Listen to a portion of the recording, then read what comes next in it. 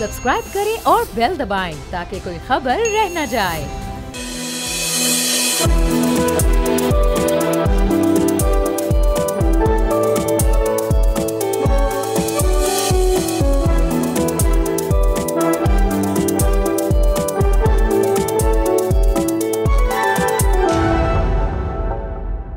अस्सलामुअलैकुम and a very good morning नाजरीन। Programme front page के साथ मैं हूं आपका होस्ट मोइज़ुर रहमान और मैं हूं अरीबा फातिमा और आप देख रहे हैं बोल न्यूज़ पे पाकिस्तान का सबसे मुनफरिद और दिलचस्प शो, जहां आप जान सकेंगे दुनिया भर में होने वाली अहम खबरें और उन पर हम लेंगे माहिरीन की राय, तज्जिए और तबसरे। यही नहीं, इसके साथ हम आपके लिए लाएंगे दुनिया भर से वो तमाम मालूमात जो आप जानना चाहते हैं। तो बढ़ते अपनी पहली स्टोरी की तरफ।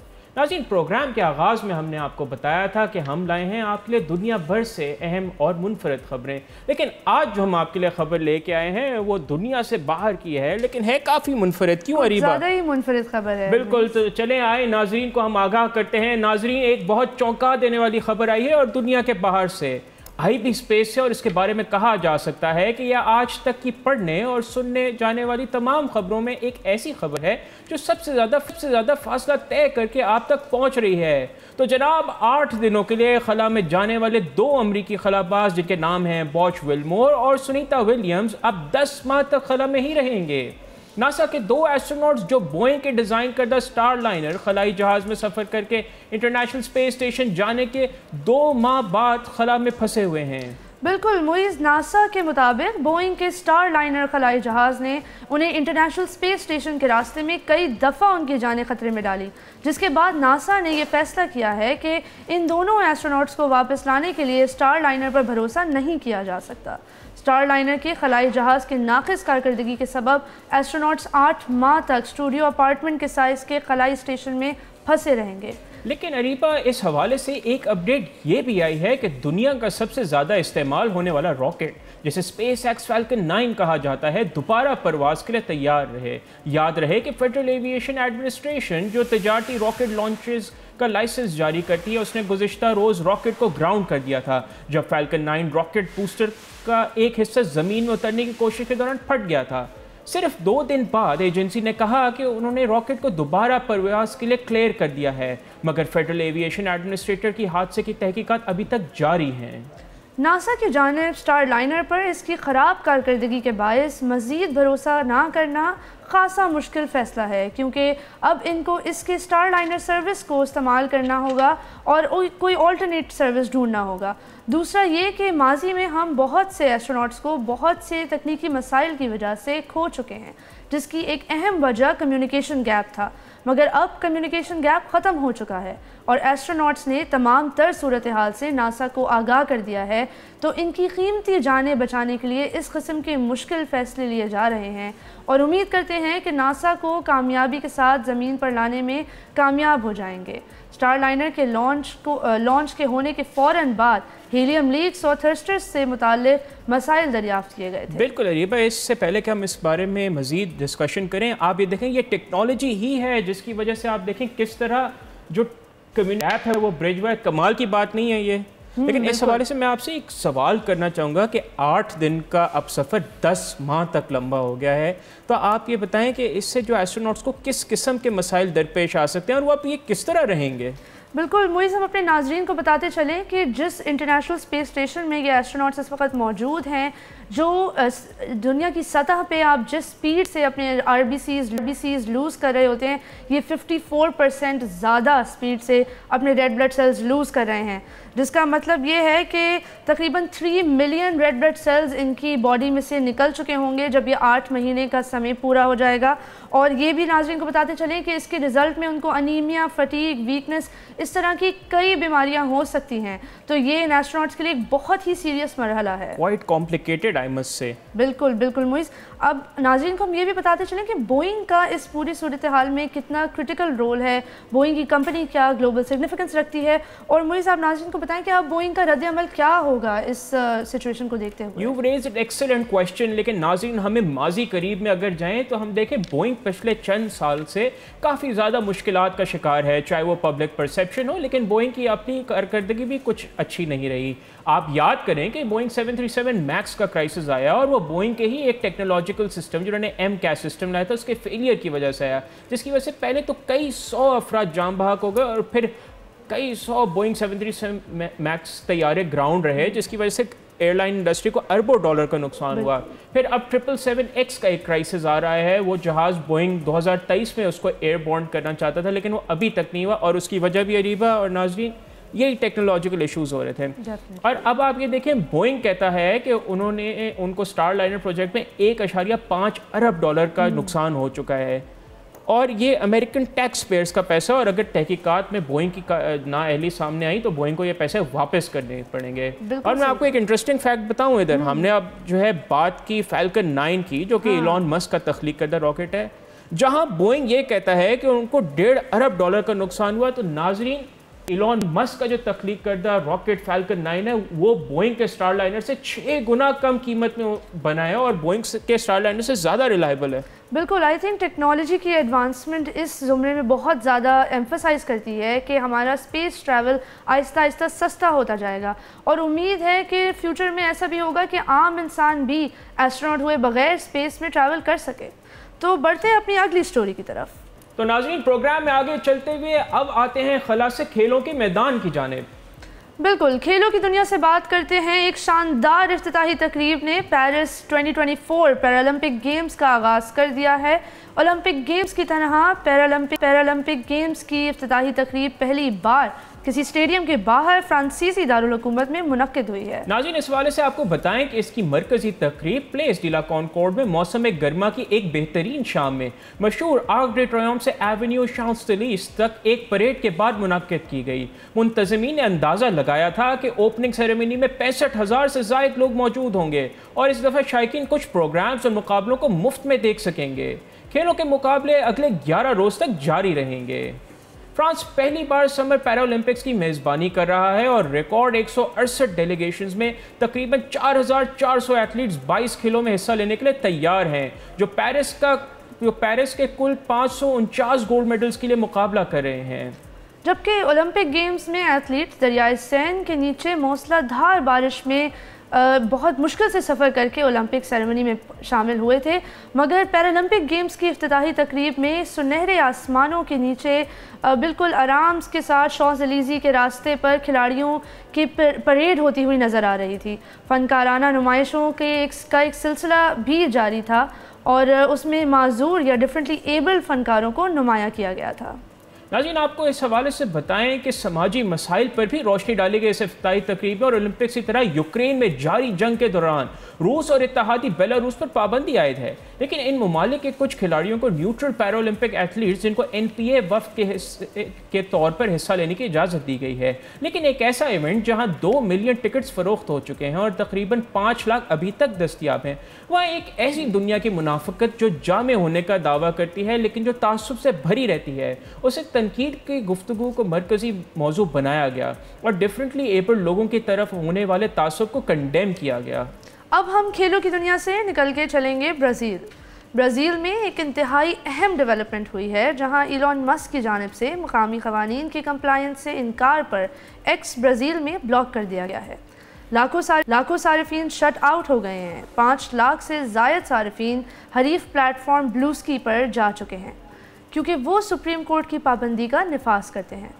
5वीं सबसे बड़ी डिजिटल आबादी वाले मुल्क में मस्क और ब्राज़ील के सुप्रीम कोर्ट के जस्टिस अलेक्जेंड्रे डे मोराइस के दरमियान आज़ादाना तकरीर, शिद्दत पसंद दाएं बाजू के अकाउंट्स और फेक न्यूज़ पर महीनों तक जारी रहने वाले झगड़े के बाद दुनिया के मकबूल तरीन सोशल नेटवर्क्स में से एक एक्स ब्राज़ील में अब ऑफलाइन हो चुका है। बिल्कुल अरीबा, आपने एक बड़ी अच्छी स्टोरी शेयर की है क्योंकि ये काफ़ी अरसे से ट्रेंडिंग में, और हम नाजरीन को बताएं कि एक्स पर पाबंदी जिसके ब्राज़ील में 22 मिलियन से ज़्यादा सारिफीन हैं, मुल्क की आला अदालत और एक टेक अरबपति जो कि इलॉन मस्क हैं उनके दरमियान सियासी तौर पर चार्ज जो कि महीनों तक जारी रहने वाली लड़ाई है उसका नतीजा है। तो आइए नाजरीन को मस्क और डी मोराइस के दरमियान तारीख बताते हैं। पाबंदी के जिम्मेदार सुप्रीम कोर्ट के बासर जज एलेक्जेंड्रो दे मोराइस हैं, जो अपने हामियों के जरिए ब्राज़ील के दारुल हुकूमत में जनवरी 2023 की बगावत के तनाजुर में एक्स को जमहूरियत मुखालिफ इंतहाई दाएं बाजू की आवाज़ों को ख़त्म करने के लिए मजबूर करने की कोशिश कर रहे थे। मस्क, जिसने बोल्सोनारो और उसके अमरीकी इत्तेहादी डोनाल्ड ट्रंप से समेत दाएं बाजू की शख्सियात के साथ खुद को जोड़ लिया है, मोराइस पर आज़ादी इजहार राय पर खदगन लगाने के लिए और लोगों के ख़यालात को सेंसर करने की कोशिश करने के इल्ज़ाम उनके ऊपर लगाते हैं। लेकिन ये कहना ज़रूरी है कि मोराइस पर मस्क के हमले इंतहाई बेहुदा थे। नाजरीन, ब्राज़ील में एक्स के ब्लॉक होने से पहले मस्क ने अगस्त के वस्त में सोशल मीडिया प्लेटफॉर्म के अपने मकामी दफ्तर को बंद करने के बाद एक नए कानूनी नुमाइंदे के नाम के लिए 24 घंटे की डेडलाइन को नज़रअंदाज कर दिया, जिसकी वजह से सुप्रीम कोर्ट का एक्स को ब्लॉक करने का फैसला सामने आया। जस्टिस मोराइस ने एक्स पर इल्ज़ाम लगाया कि वो गलत मालूमात, नफरत अंगेज तकारीर और जमहूरियत मुखालिफ हमलों के बड़े पैमाने पर प्रोपेगेंडा की इजाज़त देकर सोशल नेटवर्क को नो मैंस लैंड की तरह कानून के बगैर चला रहे हैं। सिर्फ चंद घंटों बाद ब्राज़ील में सारिफीन ने यह देखना शुरू कर दिया कि एक्स इंतहाई सुस्त काम कर रहा है और देखते ही देखते एक्स मुकम्मल तौर पर बंद हो गया। मस्क ने मोराइस पर अपने हमलों को और शदीद किया, जज को हैरी पॉटर के विलन वोल्डेमॉर्ट कहा और एक जानवर की तस्वीर पर उनका चेहरा एडिट किया और कहा कि वो एक आमराना और धोखा दही करने वाला सियासी जज है। इंसाफ से इसका कोई लेना देना नहीं। मस्क ने एक्स पर लिखा, ब्राज़ील के सार्फिन वर्चुअल प्राइवेट नेटवर्क यानी VPN इस्तेमाल किए बगैर इसके अल्फाज मज़ीद नहीं पढ़ सकते। दाएं बाजू की मुमताज़ आवाज़ें मस्क की हिमायत में खड़ी हैं, जो ब्राज़ील के इंतहाई दाएं बाजू और दुनिया के अमीर तरीन शख्स के दरमियान बढ़ते हुए ताल्लुक़ को सेलिब्रेट करते हैं। दूसरी तरफ तरक्की पसंद ब्राज़ीलियों ने मस्क के आज़ादाना तकरीर का दिफा करने के दावे का मजाक उड़ाया है। बहुत से लोगों ने सुप्रीम कोर्ट के फैसले का जश्न मनाया है और एक्स के मालिक को ये जाहिर किया है कि वो कानून से बालातर नहीं है। नाज़रीन, इस हवाले से मैं आपको मजीद आगाह करें कि बाएं बाजू के कांग्रेस रहनुमा एरिका हिल्टन ने एक्स पर लिखा कि अगर अरबपति अरबों कमाने वाली कंपनियां ब्राज़ील की मार्केट रखना चाहते हैं तो उन्हें क़वानीन के एहतराम सीखने की ज़रूरत है। पाबंदी के नाफिज होने से तकरीबन आधा घंटे कबल पोस्ट किए गए एक दूसरे इख्तितामी पैगाम में हिल्टन ने ऐलान किया कि वो ब्लू स्काई में मुंतकिल हो गई हैं और जल्द ही वहाँ मिलेंगे। नाज़रीन, आपको बताएं, ये काफ़ी इंटरेस्टिंग खबर है और रिबा आई एम श्योर आप भी फॉलो करी होंगी क्योंकि आप तो टेक्नोलॉजी पे ख़ासी गहरी नज़र रखती हैं। लेकिन मैं आपसे यहाँ एक सवाल पूछना चाहता हूँ कि जहाँ इलॉन मस्क के बारे में वो कह रहे हैं कि वो ब्राज़ील के शहरियों की आज़ादी इज़हार राय को प्रोटेक्ट कर रहे हैं, तो आपको कहीं हिपोक्रेसी का अंसर नज़र नहीं आता? क्योंकि एक तरफ तो इल्ज़ाम क्या ये साबित है कि उनने हिंदुस्तान, जो कि ख़ुद अपने आप को एक बड़ा चैम्पियन कहता है जमहूरियत का, उसके कहने पे उन्होंने वॉइसेस सेंसर किए, चाहे वो कश्मीर के मामले पे हो या अदर इंडिया की ह्यूमन राइट वायलेशंस हो, और यहाँ वो कहते हैं कि वो ब्राज़ील के इज़हार आज़ादी राय के एहतराम करने या उसको प्रोटेक्ट करने। आपका क्या ख्याल है इस बारे में? बिल्कुल सही कह रहे हैं आप। मुझे सब नाज़रीन को बताते चले कि इलॉन मस्क का रद्द अमल देख कर बिल्कुल ये जाहिर होता है कि वो राइट विंग को सपोर्ट करते हैं और इसी वजह से उनका इंडिया में रद्द अमल ब्राज़ील से बिल्कुल ही मुख्तलिफ था। बिल्कुल अरीबा, आपने सही जानिब इशारा किया और मोदी खुद भी एक राइट विंग रहनुमा है। नाज़रीन, इस हवाले से हम आपको मजीद भी आगाह करेंगे, लेकिन यहाँ वक्त हुआ जाता है एक शॉर्ट ब्रेक का। ब्रेक के बाद हम डिस्कस करेंगे US प्रेसिडेंशियल इलेक्शंस के बारे में, तो कहीं नहीं जाइएगा, देखते रहिए बोल न्यूज़।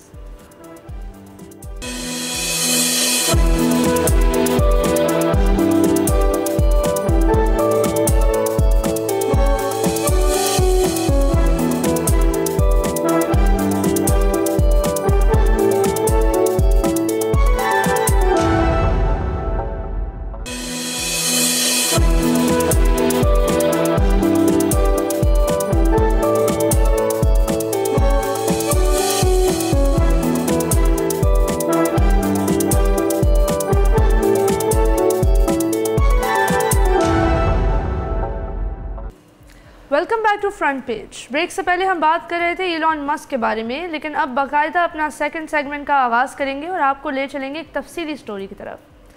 हम इस वक्त दुनिया की सबसे अहम बैनुल-अक़वामी ख़बरों का अहाता करने वाले हैं और वो है अमरीकी सदारती इंतख़ाबात।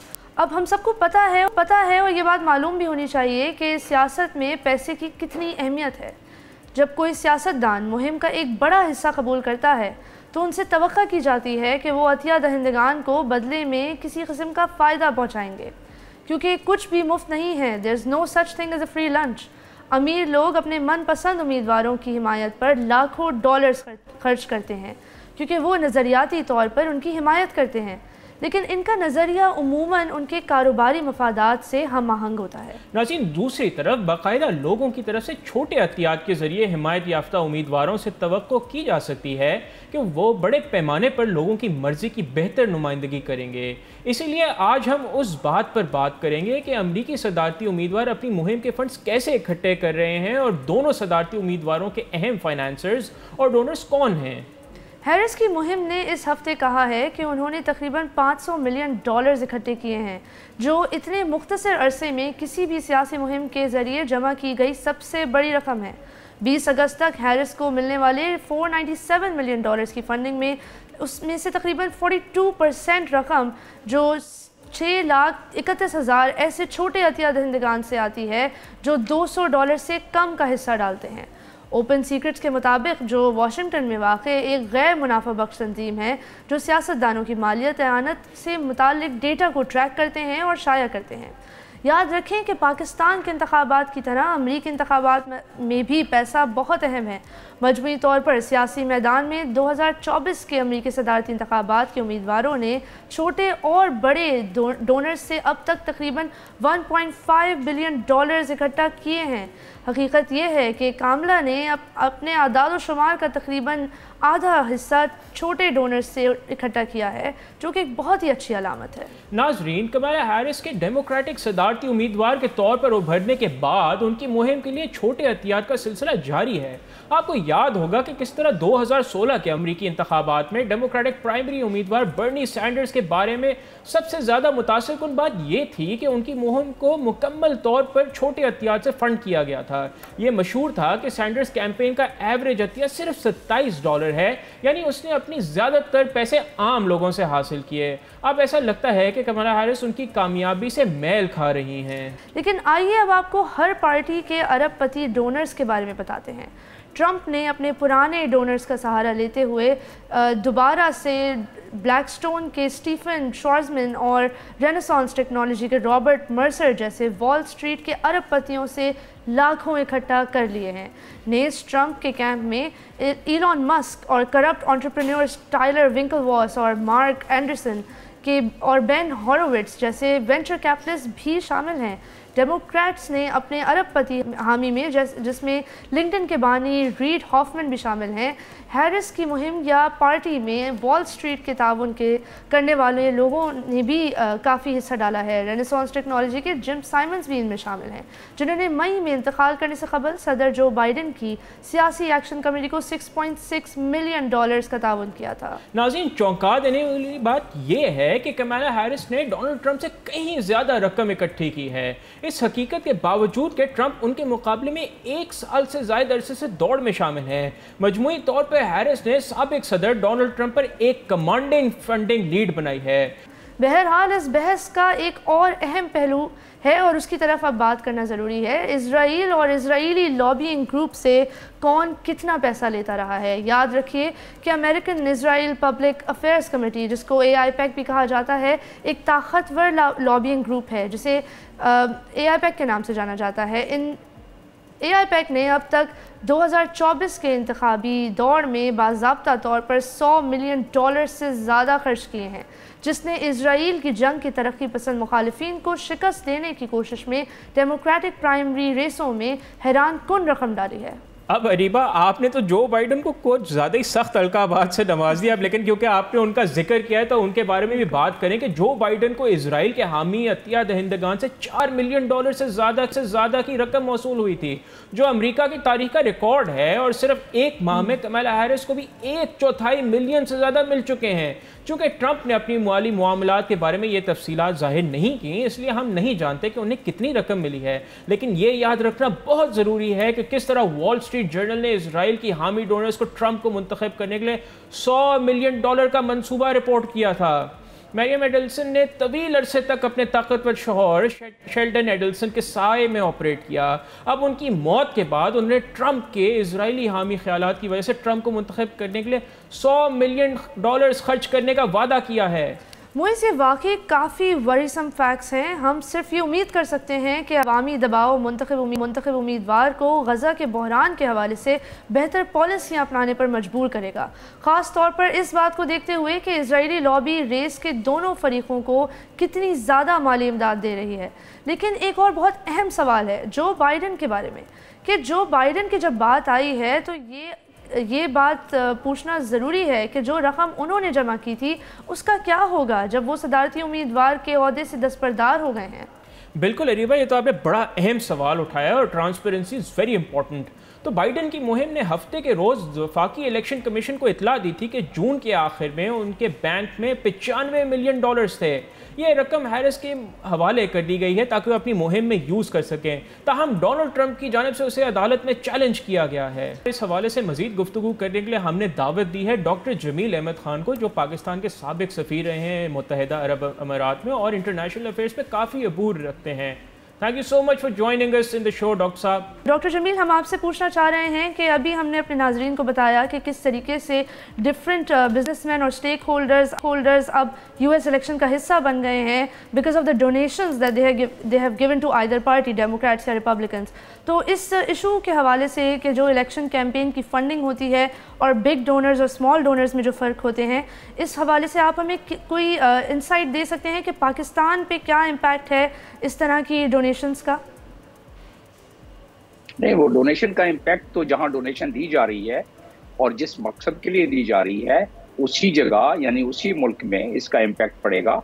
इसका इम्पैक्ट पाकिस्तान पर डोनेशन देने का तो नहीं पड़ेगा, लेकिन पाकिस्तान पे उसके इलेक्शन का इम्पैक्ट बहरहाल पड़ेगा। इलेक्शन के रिजल्ट का इम्पैक्ट पूरी दुनिया पर पड़ेगा, लिहाजा पाकिस्तान पर भी पड़ेगा, क्योंकि अमेरिका एक सुपर पावर है, अभी भी है और जारी है। हालांकि उसको चैलेंज किया जा रहा है चाइना रशिया की तरफ से, लेकिन अभी तक सुपर पावर है। लिहाजा उसे उसकी अहमियत, अफादियत पूरी दुनिया में होती है इलेक्शन की और इलेक्शन के रिजल्ट की। Doctor Jamil, sorry to interrupt you, I would like to circle back to your first answer जो आपने दिया कि जाहिर सी बात है फंडिंग के बारे में आप कह रहे थे कि इसका पाकिस्तान के ऊपर कोई इम्पैक्ट नहीं। हमने अपने नाजरीन के साथ शेयर किया है कि किस तरह से अमेरिका में डिफरेंट लॉबीज़ एग्जिस्ट करती हैं और जो लॉबी जिस तरह फंडिंग प्रोवाइड कर रही होती है वो एक्सपेक्ट कर रही होती है कि इक़्तिदार में आने के बाद वो पॉलिटिशियन उनका साथ देंगे। तो इस ज़ुमरे में आप हमें कुछ आगाही दे सकते हैं कि किस किस्म की लॉबीज़ इंटरेस्टेड हैं वाशिंगटन में रिपब्लिकन और डेमोक्रेट्स को फंड करने के लिए और उनके इंटरेस्ट पाकिस्तान से किस हद तक अलाइन होते हैं? जी हाँ, ये अब दूसरा एंगल आ गया आपके इस गुफ्तगू में, और ये एंगल आ गया, पहले बात हो रही थी सिर्फ फंडिंग की, अब बात आ रही है लॉबिंग की। अमेरिका में इसका बहुत ज़्यादा रुझान है। मतलब हमारे यहाँ तो जो इलेक्शन का मैंने आपको बता ही दिया कि उसमें क्योंकि डॉक्यूमेंटेड नहीं है, लिहाजा लोग खजाने की बोरियां खोल देते हैं और हमारे सियासतदान कहते हैं भाई अगर कमाएंगे नहीं तो हम खर्च कहाँ से करेंगे। अगले इलेक्शन में था सियासत एक तिजारत बन गई है। और वहाँ कैसे होता है? वहाँ भी होता है, लेकिन वहाँ ज़रा किसी और खूबसूरती के साथ होता है और उसमें वो भी बड़ी डॉक्यूमेंटेशन के साथ होता है। लॉबिंग क्या होती है? जैसे कि वहाँ हथियार बनाने वाली कंपनियां हैं, वो मिलकर इतने ज़्यादा पैसे इकट्ठे कर लेते हैं कि हर कैंपेन में वो शायान शान उसका कैंपेन की जाती है, जलसे जुलूस के खर्चे भी उसी पैसों से होती हैं। और सबसे बड़ी बात है सोशल मीडिया कवरेज, क्योंकि वहाँ भी पैसे देने पड़ते हैं मीडिया कवरेज के लिए। चलिए डॉक्टर जमील, जैसे आपने बात की मीडिया कवरेज के हवाले से, तो हमें ऑलरेडी पता है कि जैसे इलॉन मस्क ने काफ़ी ज़्यादा बड़ी डोनेशन दी है डोनाल्ड ट्रंप को, तो इसी किस्म की आप कोई और एग्जांपल्स हमारे साथ शेयर कर सकते हैं या हमें आगाह कर सकते हैं कि इस तरह की डोनेशंस का क्या इम्पैक्ट होता है अमेरिका में पॉलिसी डिसीजंस के ऊपर? जी हाँ, इलॉन मस्क ने तो अपने इदारे की तरफ से दिए ना, अपने जेब से तो नहीं दिए हैं उसने, लेकिन ये है कि उसी तरीके से जिस तरह मैं बता रहा था कि जैसे लॉबी है वहाँ वेपन फैक्ट्रीज की लॉबीज है और मवेशी की बहुत बड़ी लॉबी है वहाँ, तो लॉबी कार्टेल बना लेते हैं और जो बड़ी फर्म्स हैं वो डायरेक्ट भी देती हैं, इसलिए कि उनके पास स्पेयर पैसे होती हैं और वो अपने इनकम टैक्स में भी दिखलाते हैं, वो अपने रिटर्न में भी दिखलाते हैं और उनके लिए चंद मिलियन देना कोई बड़ी बात नहीं है। 200, 400 मिलियन भी दे जाते हैं, लेकिन ऐसे कम डोनर होते हैं और वो क्योंकि कार्टेल बना लेते हैं। जैसे अगर के एक फार्मेसी की हो गई या वेपन फैक्ट्रीज की हो गई या पेट्रोलियम हो गई या वॉल स्ट्रीट से हो गई, तो उस लिहाज से वो जब रवायत चलती है तो पूरी अपनी एक एसोसिएशन, एक कार्टेल बना के उसकी मदद करते हैं मुख्तलिफ पार्टीज़ की। इसी तरीके से वहाँ इजरायली लॉबी भी है, उनका फाइनेंशियल सिस्टम पे बहुत बड़ा होल्ड है और वो फाइनेंसेस जनरेट करती हैं इन पार्टीज़ के लिए कि इन्हें किस तरह इलेक्शन में जितवाया जाए, यानी कि इनके कैंपेन में, इनके मीडिया प्रोजेक्शन में, इनके खर्चे उठाने में, इनके वहाँ जो इलेक्शन होती हैं, जहाँ जहाँ जलसे होती हैं, वहाँ अरेंज करना और पजीराई करना। Thank you so much for being on the show this morning doctor साहब। आज हमने नाजरीन को 4 खबरों से मुतालिक आगाह किया, जिसमें एक काफ़ी डिटेल स्टोरी थी।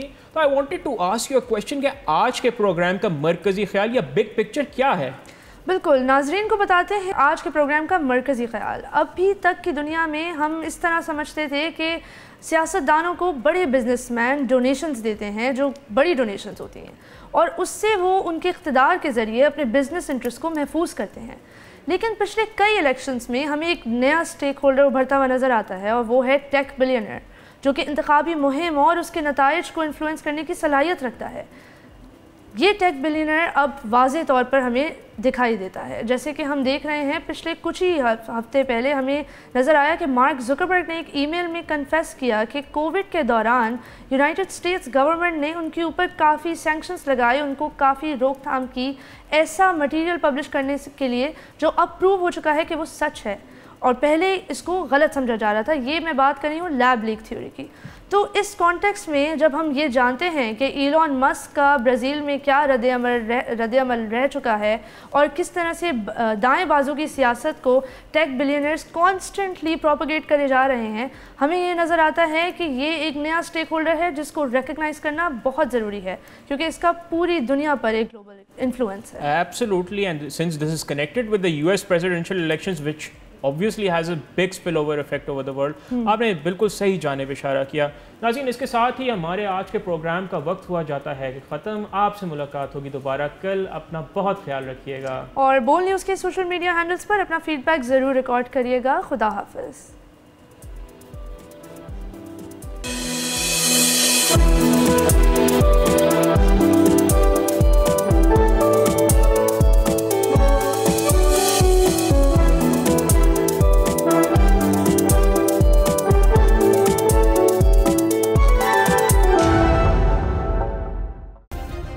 सब्सक्राइब करें और बेल दबाएं ताकि कोई खबर रह न जाए।